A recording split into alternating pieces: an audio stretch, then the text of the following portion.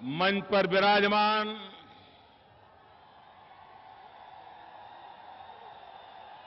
Haryana Bharatiya Janata party के पूर्व प्रदेश अध्यक्ष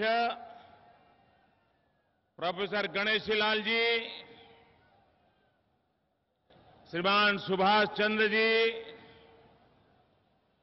श्री महावीर प्रसाद जी,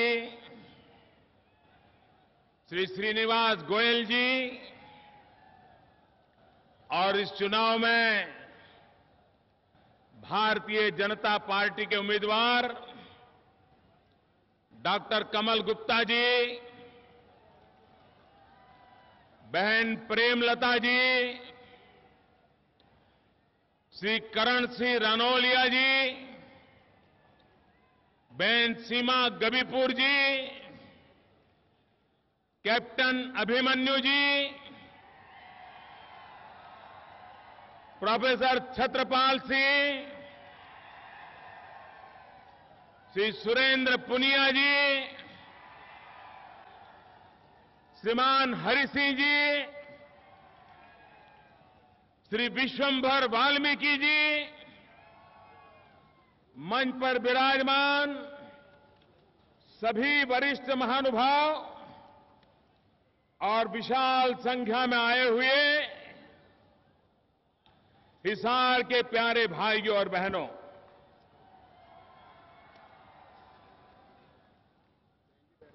महाराजा अग्रसेन की इस पुण्य भूमि को मैं प्रणाम करता हूं।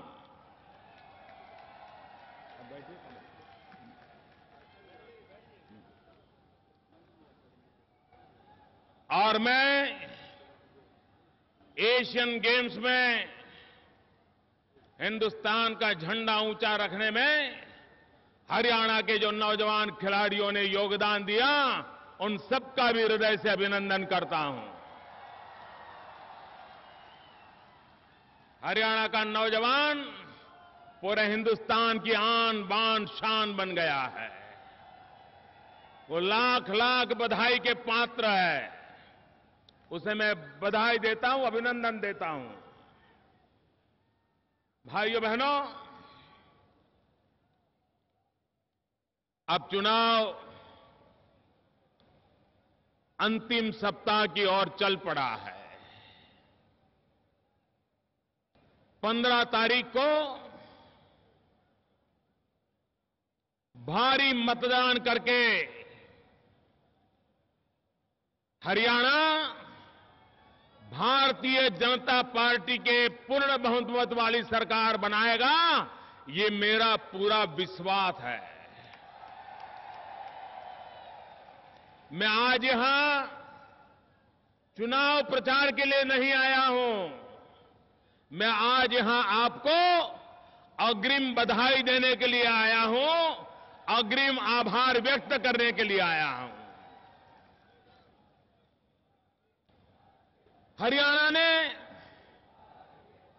हर प्रकार के अच्छे दिन भी देखे, बुरे भी दिन देखे।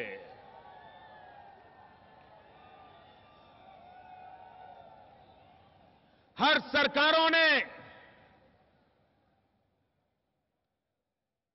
सरकार के मुखियाओं ने सिर्फ अपने परिवार के लिए दुकानें चलाई हैं, और जब तक ये दुकानें बंद नहीं करोगे, हरियाणा की शान शौकत बढ़ने वाली नहीं है।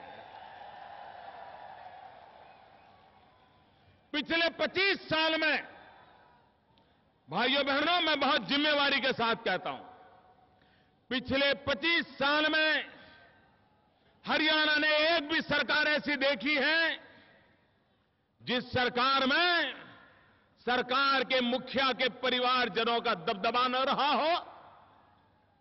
सारा राज्य, सारी सरकार, सारे अफसर एक परिवारों की सेवा में लगे न हो। ऐसा आपने कभी देखा है? क्या ये लोकतंत्र परिवारशाही के लिए है क्या? आप मुझे बताइए, आपको परिवारशाही से मुक्ति चाहिए कि नहीं चाहिए? ये परिवारवाद से मुक्ति चाहिए कि नहीं चाहिए? हरियाणा को परिवारशाही से मुक्ति दिलानी है कि नहीं दिलानी? क्या आपका बेटा बड़ा नहीं बन सकता क्या? क्या आपका भाई बड़ा नहीं बन सकता क्या? क्या आपकी बेटी बड़ी नहीं बन सकती क्या? क्या आपकी बहन बड़ी बन नहीं सकती क्या? ये भारतीय जनता पार्टी का चरित्र देखिए। एक चाय वाले को भी उठा ला करके यहां बिठा दिया, लेकिन ये हरियाणा के राजनीतिक दल देखिए, सारे के सारे सिवाय परिवार के उनको कुछ नहीं सूझती है भाइयों। और इसलिए भाइयों बहनों, अब तक भी मुझे बताइए हरियाणा किसने चलाया? हर सरकार में कोई न कोई ऐसे ठेकेदार रहे जो बाद में जेलों में जिंदगी गुजारते रहे। हर सरकार में यही हुआ है। भाइयों बहनों, कुछ लोग इन दिनों झूठ फैलाने में लगे हैं। मुझे लोकसभा के चुनाव के समय भी ये बात स्पष्ट करनी पड़ी थी। इस बार भी मैं देख रहा हूं कुछ लोग जेल में से शपथ लेने के सपने देख रहे हैं और एक प्रकार से पूरी जिंदगी जेल में काटने का संकल्प भी कर रहे हैं। ये लोग मेरी पुरानी तस्वीर, उनके साथ किसी कार्यक्रम में निकली हुई तस्वीर, उसकी छोटी छोटी फोटो निकाल करके घरों में बांट रहे हैं और लोगों को ये संदेश दे रहे हैं कि चुनाव के बाद तो हम मोदी जी का ही समर्थन करने वाले हैं। मेरी सरकार हिंदुस्तान की जनता के समर्थन से चल रही है, 125 करोड़ देशवासियों के समर्थन से चल रही है। देश की जनता ने मुझे समर्थन दे दिया है।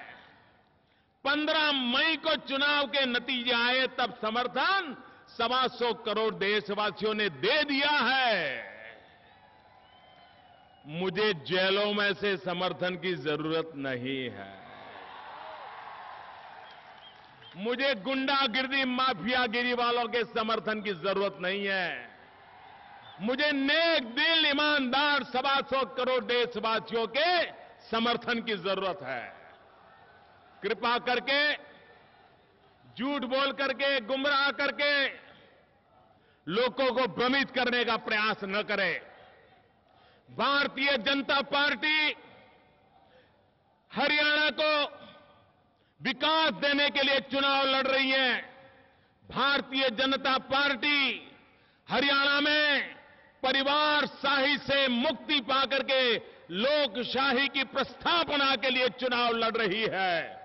Bharatiya Janata party good governance के लिए चुनाव लड़ रही है। और इसलिए मेरे भाइयों बहनों, इस प्रकार के भ्रम फैलाने वालों से बचिए। दूसरी बात, कांग्रेस का तो हाल ऐसा है, उनको कमल के बिना चलता ही नहीं है। कमल के बिना चलता ही नहीं कांग्रेस वालों को। किसी को मोदी के फोटो की जरूरत लगती है, किसी को कमल नाम के व्यक्ति की जरूरत लगती है। मैंने सुना है हमारे डॉक्टर कमल गुप्ता के नाम को भ्रमित करने के लिए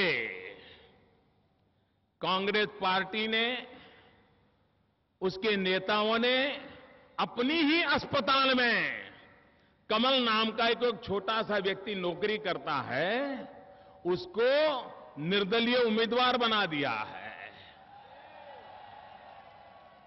उनको भी लगता है अगर कमल अपने पास रखेंगे तो गाड़ी चल जाएगी। ये झूठ मूठ के कमल से गाड़ी चलने वाली नहीं है। ये कमल खिला है आप लोगों ने जो भ्रष्टाचार की गंदगी की है, जो कीचड़ किया है देश की राजनीति में, तब जाकर के देश की राजनीति ने शुद्धि का कमल खिलाया है। वो शुद्धि का कमल हिसार में भी खिलने वाला है। भाइयों बहनों, हमारे कांग्रेस के नेता पंचायत से लेकर के पार्लियामेंट तक 60 साल तक हिंदुस्तान में एक चक्री सरकारें चलाई, एक चक्री राज किया है। कांग्रेस ने कभी 60 साल के अपने काम का हिसाब दिया है क्या? आप मुझे जवाब देंगे? क्या कांग्रेस ने 60 साल में अपने काम का कोई हिसाब दिया है क्या? कोई हिसाब दिया है क्या? और मेरे से 60 दिन का हिसाब मांग रहे हो? अरे शर्म करो, शर्म करो। पहले जरा 60 साल के अपने पापों का हिसाब तो दो जनता को। और ये कैसे बेशरम लोग हैं। हुड्डा जी ने मान लिया है, हुड्डा जी ने मान लिया है, कांग्रेस ने मान लिया है, हरियाणा में उनका पराजय निश्चित है, मान लिया है। कल उन्होंने, उनकी सरकार ने चुनाव की आचार संहिता होने के बावजूद भी एक फैसला किया। क्या फैसला किया? दामाद को जमीन देने के काम को फाइनल कर दिया। उनको मालूम है चुनाव नतीजे के बाद दामाद को कुछ मिलने की संभावना नहीं है, इसलिए अभी कर्ज चुका दो। चुनाव के बीचों बीच पाप करने की इनकी हिम्मत देखिए। और मुझे लगता है ऊपर से डंडा चला है, ऊपर से, कि जाते जाते काम करके जाओ, जा रहे हो, हमारा क्या, और इसलिए उनको ये करना पड़ा है। भाइयों बहनों, मैं आशा करता हूं कि चुनाव आयोग इस प्रकार के लाभप्रद निर्णयों पर गंभीरता से सोचेगा और उचित निर्णय करेगा कि क्या चुनाव के मध्य कोई सरकार इस प्रकार के लाभप्रद देने वाले निर्णय कर सकती है क्या? आचार संहिता का उल्लंघन है क्या? इस बात पर भारत का चुनाव आयोग जरूर गंभीरता से विचार करेगा, ऐसा मुझे विश्वास है। जो लोग मुझसे जरा हिसाब मांग रहे हैं, जरा मैं उनको कहना चाहता हूं, जरा कांग्रेस के मित्रों, हमारा जरा रेल बजट तो देख लो। भाइयों बहनों, ये हिसार को 2 रेलवे लाइन देने का निर्णय किसने किया? हिसार को 2 रेलवे लाइन देने का निर्णय किसने किया? भारतीय जनता पार्टी की सरकार बनने के पहले बजट में फैसला कर दिया गया है। इतना ही नहीं, एक नेशनल हाईवे हिसार को देने का फैसला सरकार बनते ही हमने कर लिया है। आप हमारे से 60 दिन का हिसाब मांग रहे हो? जो काम आप 60 साल में नहीं कर पाए, वो काम हमने पहले ही बजट में कर करके आपके सामने रख दिया है। इतना ही नहीं, नारनौल क्षेत्र, जहां से हमारे अभिमन्यु जी मैदान में हैं, नारनौल में भी रेलवे की लाइन और नेशनल हाईवे की लाइन, ये काम भी दे दिया गया है। इस तेजी से काम होता है भाइयों, तब जाकर के देश का भला होता है। भाइयों बहनों, आप टीवी पर श्रीमान अमिताभ बच्चन का शो देख रहे हो। अमिताभ बच्चन कौन बनेगा करोड़पति, इसका खेल खेलते हैं। टीवी के स्क्रीन पर तो कौन बनेगा करोड़पति इसका खेल चलता है, लेकिन हरियाणा सरकार में सारे मंत्री इस बात का खेल खेल रहे हैं कि कौन बनेगा अरबोपति। पूरी हरियाणा सरकार का हर मंत्री एक दूसरे के साथ स्पर्धा कर रहा है, कौन बनेगा अरबोपति। भाइयों बहनों, हम लोकतंत्र में विश्वास करने वाले लोग हैं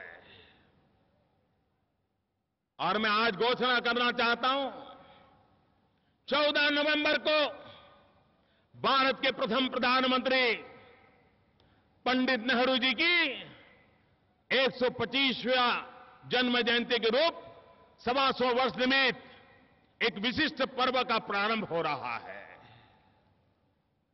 पंडित नेहरू देश के पहले प्रधानमंत्री थे।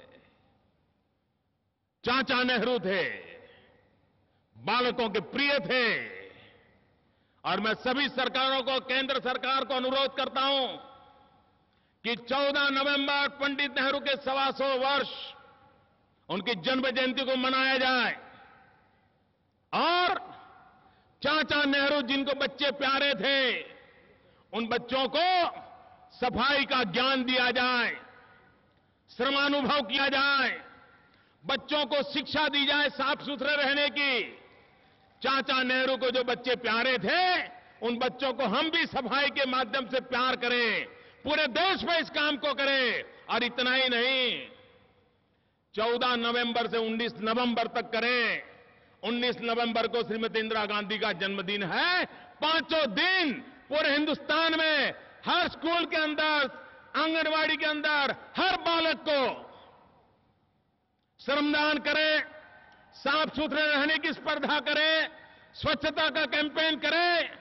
चाचा नेहरू को बच्चे प्यारे थे, उन बच्चों के स्वास्थ्य के लिए हम इस सफाई को अभियान चलाएं और पूरी सरकार चलाएगी, ये मैं आपको कहने आया हूं भाइयों। हम अपने पराये करने वाले लोग नहीं हैं। हम दल के आधार पर छुआछूत की राजनीति करने वाले लोग नहीं हैं। हम सर्वजन हिताय, सर्वजन सुखाय, इस मंत्र को लेकर के चलने वाले लोग हैं। हम सबका साथ, सबका विकास, ये मंत्र को लेकर के चलने वाले लोग हैं।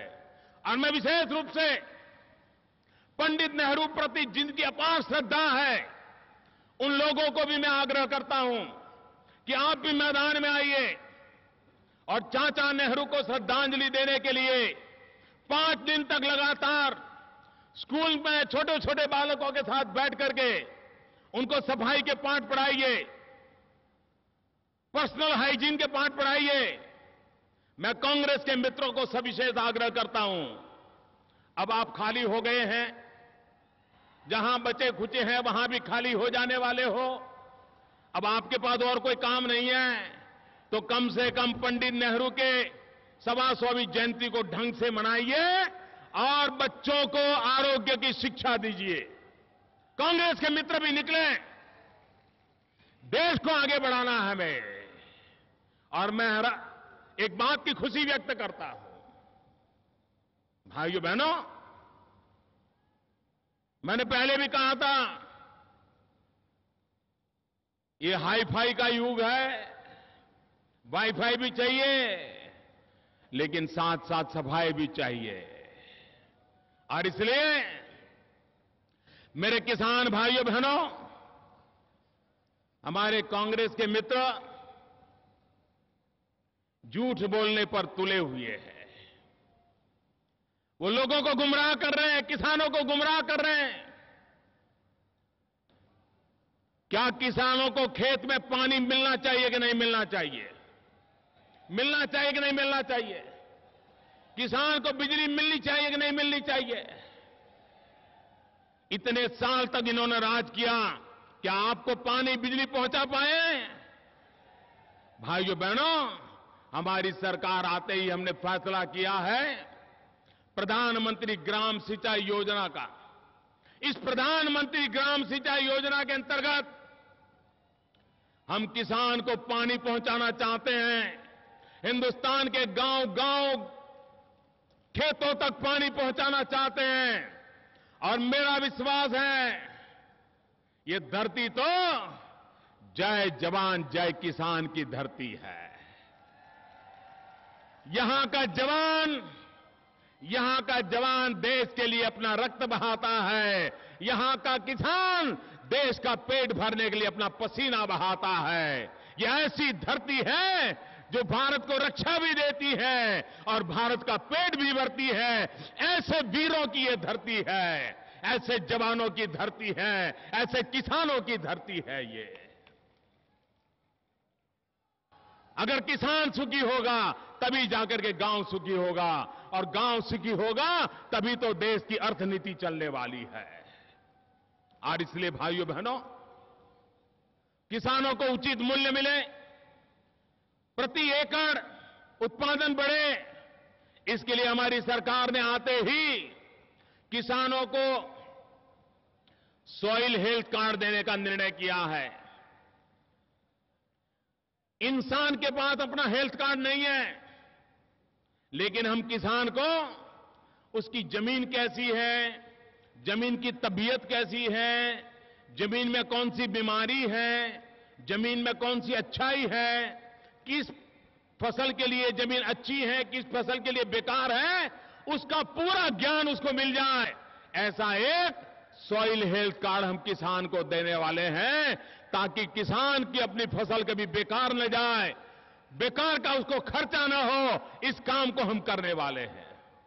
भाइयों बहनों, मैं ये इलाका सेना के जवानों का इलाका है।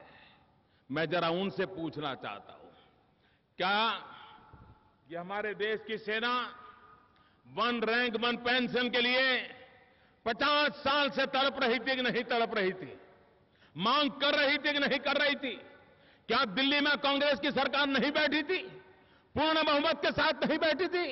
2/3 3/4 बहुमत के साथ नहीं बैठी थी? लेकिन उनको तो कभी जवानों को वन रैंक वन पेंशन देने की नहीं सूझी। हर चुनाव में वादे करते रहे, वोट बुनाते रहे, लेकिन जवानों का भला नहीं किया। ये भारतीय जनता पार्टी की सरकार है। हमने आते ही पहले बजट में वन रैंक वन पेंशन का काम कर दिया है। भाइयों बहनों, इस चुनाव में एक और विषय पर भी गंभीरता से सोचने की जरूरत है। एक और विषय पर गंभीरता से सोचने की जरूरत है। मुझे बताइए, 1000 पुरुष के सामने 870 कन्याएं होगी तो संसार चक्र का क्या हाल होगा? हर 1000 बालकों में करीब 125 बालक शादी नहीं कर पाएंगे। हरियाणा की स्थिति है, पूरे हिंदुस्तान में जो सबसे खराब सेक्स रेशियो वाले 15 जिले हैं, उसमें 9 जिले हरियाणा के हैं। क्या बेटी को मां के गर्भ में मार देना, बेटी को जन्म मत दे देना, इस कलंक से हरियाणा को मुक्त करना है कि नहीं करना है? क्या बेटियों को जन्म का अधिकार मिलना चाहिए कि नहीं मिलना चाहिए? क्या बेटी को मां की गोद में मार दिया जाएगा और सरकारें वोट बैंक की राजनीति के लिए आंखें बंद कर करके बैठी रहेगी? माताएं बहनें, मैं आपको विश्वास दिलाने आया हूं। दिल्ली में आपका एक भाई बैठा है, मेरी हरियाणा की माताएं बहनें, दिल्ली में आपका भाई एक दिल्ली में बैठा है। हम बेटियों को माता के गर्भ में मरने नहीं देंगे। ये कलंक को मिटाना है, ये परिस्थिति को बदलना है हमने। मैं जानता हूं काम कठिन है, लेकिन इस कठिन काम को हमें करना है। सरकार अपना दायित्व निभाए, समाज भी अपना दायित्व निभाए। मां बहनों का अपमान करके कोई भी समाज सुखी नहीं हो सकता है। मां बहनों पर अत्याचार करके कोई समाज सुखी नहीं हो सकता है। मां बहनों के आशीर्वाद के बिना कभी किसी की भलाई नहीं हो सकती है। और इसलिए मैं आग्रह के साथ कहने आया हूं, मुझे बताइए, आज हरियाणा के गांवों में गुंडागिर्दी के कारण, बाहुबलियों के कारण सबसे ज्यादा परेशान कौन है? दलित कन्याओं पर बलात्कार की कितनी घटनाएं घटी हरियाणा में। दलित कन्याओं पर सामूहिक बलात्कार की कितनी घटनाएं घटी है। क्या ये सरकार का दायित्व नहीं था?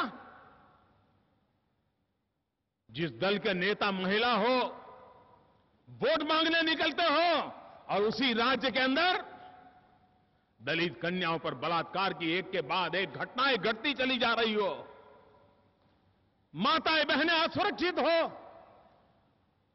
ऐसे बाहुबलियों का राज नहीं चाहिए। देश को ऐसी सरकारें चाहिए जहां माताएं बहनें सुरक्षित हो, सम्मान से जी सके, ऐसी सरकारें चाहिए। और इसलिए मेरी माताएं बहनें, आप मुझे आशीर्वाद दीजिए, आप मुझे साथ दीजिए। मुझे माताओं बहनों की सुरक्षा के लिए हरियाणा में ऐसी सरकार बनानी है जिसकी सरकार माताओं बहनों की सुरक्षा के लिए हर पल तैनात हो, उनकी चिंता करने वाली हो। ऐसी सरकार मुझे बनानी है। भाइयों बहनों, भ्रष्टाचार, जमीन के घोटाले, अनाप शनाप लूट, यही काम चला है। और इसलिए मैं आज आपसे अनुरोध करने आया हूं कि इस चुनाव में हरियाणा को एक पूर्ण बहुमत की आवश्यकता है। आधी अधूरी सरकार मत बनाइए। आप मुझे बताइए, हजारों साल से हमारा ये हिंदुस्तान है कि नहीं है? भाइयों, जरा पूरी ताकत से जवाब दीजिए। हजारों साल से हिंदुस्तान है कि नहीं है? आजादी का आंदोलन हिंदुस्तान ने लड़ा था कि नहीं लड़ा था? आजादी के बाद भी हिंदुस्तान है कि नहीं है? कांग्रेस की सरकार थी तब भी हिंदुस्तान है कि नहीं है? लेकिन क्या कभी दुनिया में हिंदुस्तान का डंका बजता था? बजता था? अमेरिका में हिंदुस्तान का डंका बजा कि नहीं बजा? बजा कि नहीं बजा? कैसे बजा? कैसे बजा? कैसे बजा? अरे मोदी के कारण नहीं बजा है भाइयों। ये मोदी का जादू नहीं है, ये मोदी का करिश्मा नहीं है। ये अमेरिका के अंदर हिंदुस्तान का डंका इसलिए बजा क्योंकि 125 करोड़ देशवासियों की कमाल है। 125 देश का, ये आपकी कमाल है। 125 करोड़ देशवासियों ने 30 साल के बाद दिल्ली में पूर्ण बहुमत वाली सरकार बनाई। उसके कारण आज सारी दुनिया हिंदुस्तान के साथ बात करने के लिए तैयार हो गई। अगर आपने पूर्ण बहुमत वाली सरकार न बनाई होती तो हिंदुस्तान को कोई पूछने वाला नहीं था। यह आपकी कमाल है। आप मुझे बताइए, क्या हरियाणा को भी ऐसा गौरव मिलना चाहिए कि नहीं मिलना चाहिए? हरियाणा की इज्जत बढ़नी चाहिए कि नहीं बढ़नी चाहिए? पूरे हिंदुस्तान में हरियाणा का जय जयकार होना चाहिए कि नहीं होना चाहिए? विदेशों में भी हरियाणा का जयकार होना चाहिए कि नहीं होना चाहिए? अगर ये होना है तो हरियाणा को पूर्ण बहुमत वाली सरकार चाहिए। ऐसी सरकार जो खुद निर्णय कर सके, ऐसी सरकार जो नौजवानों को रोजगार देने के लिए काम कर सके।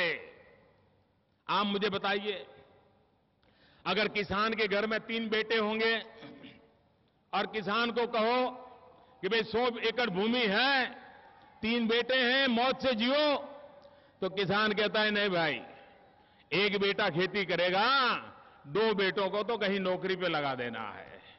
कहता है कि नहीं कहता? किसान अपने 3 बेटों में से एक बेटे को खेती कराता है, बाकी 2 को नौकरी के लिए भेजना चाहता है कि नहीं भेजना चाहता है? ये नौकरी कहां से मिलेगी? अगर उद्योग नहीं होंगे, कारखाने नहीं होंगे, इंफ्रास्ट्रक्चर का डेवलपमेंट नहीं होगा तो नौजवान को रोजगार कहां से मिलेगा? और इसलिए हमने मेक इन इंडिया का मंत्र लेकर के आगे बढ़े हैं।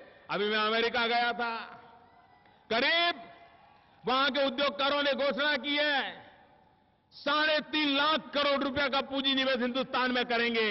जापान गया था, उन्होंने कहा 2 लाख करोड़ का पूंजी निवेश करेंगे।